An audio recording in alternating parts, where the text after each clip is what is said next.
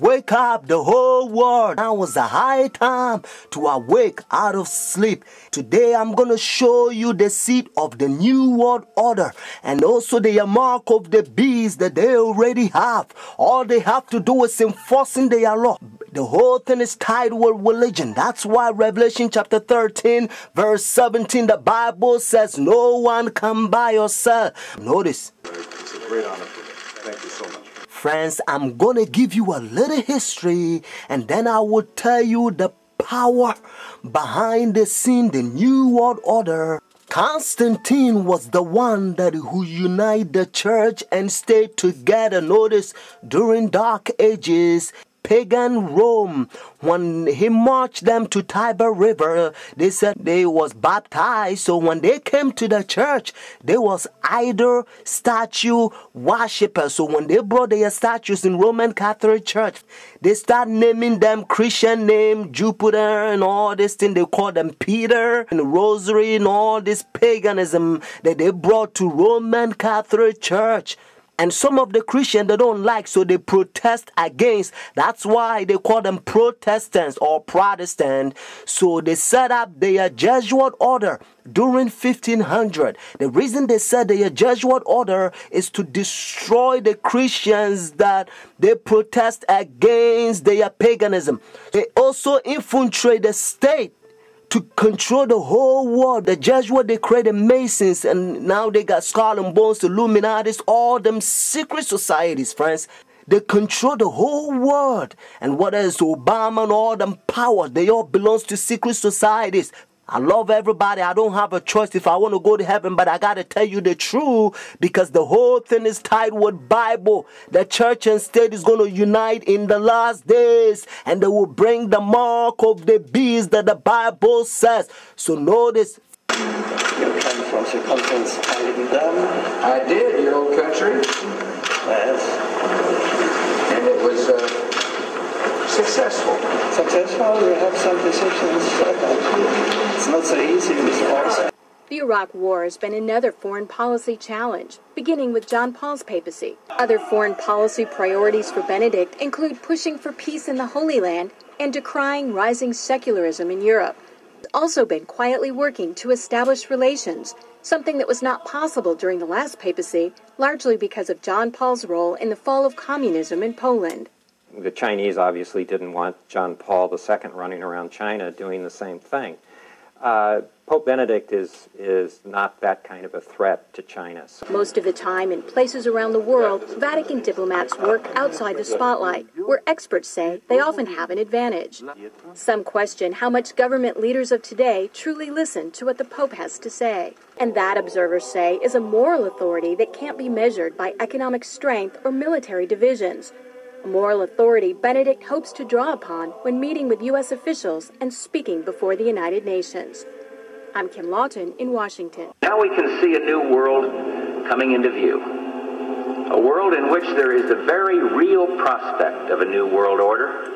Pope Benedict XVI is calling for a new world financial order. A document entitled Charity and Truth was released just hours before the G8 summit. Friends, the Jesuit order, they also infiltrate every religion, especially Sunday churches. That's why Revelation chapter 17 called this power whore. Notice, the mother of harlot.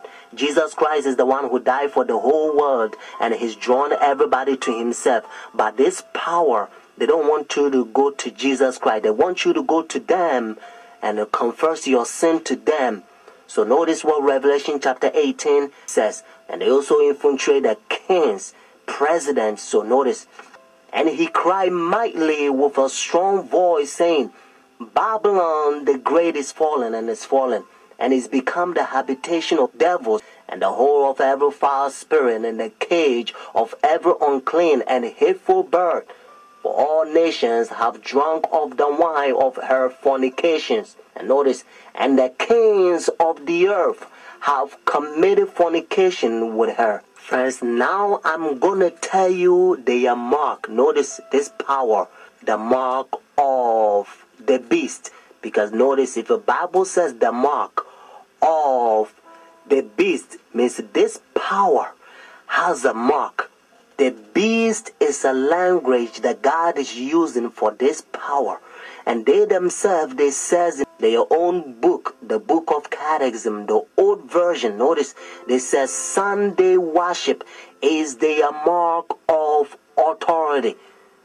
The new version, they don't use the word authority, but at least, thank God, they still admit it. Even the new version of Catechism, they still says they changed the Sabbath from Saturday to Sunday. Friends, the mark of the beast is not worldly speculations that sometimes you hear. Some people says, well, it's computer chip, but unfortunately you don't find in the Bible.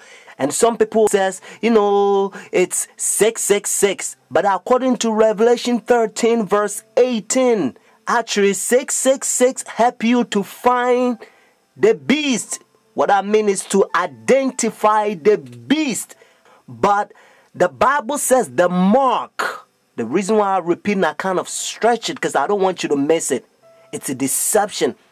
Notice the mark of the beast. It's clear. It means the power, the beast has a mark to change the Sabbath from Saturday to Sunday. But unfortunately, Sunday churches, they adopt sun worship day for so many years. They don't want to get rid of it. But actually, it's a pagan sun worship day, Sunday worship. Look, even the spellings, you'll find out. Matter of fact, if you look at your calendar, Sunday is always begin as the first day of the week. Unfortunately, they will skip, and some people, they don't know, they will count Monday as the first day of the week. Because according to Revelation chapter 12, verse 9, the devil will deceive the whole world. So it's a deception. So a lot of people, the devil, he's in the process blinding the people, including the Christendom. Friends, if you go to church Sunday, notice the first day church, now you don't have the mark of the beast according to Revelation 14 and 13 unless the law is enforced. That's why now you hear different country, they try to forcing the people to not sell or do anything on Sunday because they try to enforce the law. But according to Bible, notice United States is the one who's going to cause the whole world to worship the beast. Their sun worship day means Sunday worship according to Revelation 13. So whenever United States enforce the law, then every country also going to enforce because they control the whole world. Every president on the Roman Catholic Church. Friends, Saturday is always the Sabbath, the 7th day of the week. Notice, and again, it's always Saturday. And that's why the Bible says the 7th day is the Sabbath. Jewish nation, even though I'm not Jewish, they still keep the Sabbath Saturday. And also encyclopedia, you will find it even different language. If you speak Spanish, Sábado means Saturday. You can also find in the Bible, according to Genesis chapter 2, verse 2 to 3, you're going to find out that God created heaven and the earth 6 days, and the 7th day he rested, and that 7th day it's Saturday. And then Jesus Christ, remember, when Adam and Eve they sinned, Jesus Christ came to redeem our soul, and he finished his work 6 days, Friday afternoon. Remember, that's why they call it Easter Friday or Good Friday. It says it is finished Friday, and then he rested Saturday, just like he rested Genesis chapter 2 verses 1 to 3. And Sunday, the early day in the morning, you will find in the book of Luke chapter 24 verses 1 to 3.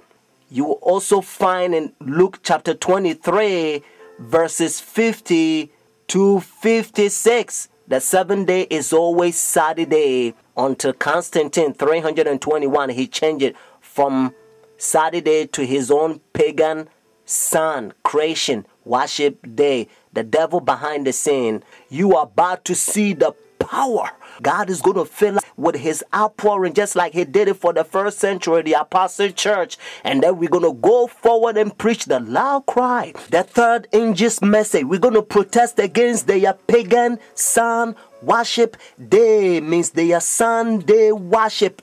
And then Jesus Christ will come, just like Bible says, if the day is not short, no flesh will be saved. But for the elect's sake, means those who take a stand, the day will be shortened. Friends, this is a beautiful time in history because we only one step away from heaven. The mark of the beast, the worship issue in Revelation chapter 13. If you get time, read it, because Revelation chapter 13 verse 12, it's a worship issue, and verse 15, it's a worship issue, and verse 8 is a worship issue. And the Bible helps us to understand that behind the scene, Revelation 13 is the devil. He wants the whole world to worship him. Friends, you have to escape. You have to study your Bible. Christ is calling you, whether you are Christian or not. Whenever you hear Sunday worship in any countries, do not accept it. God is going to protect you. Bible says our bread and water will be sure.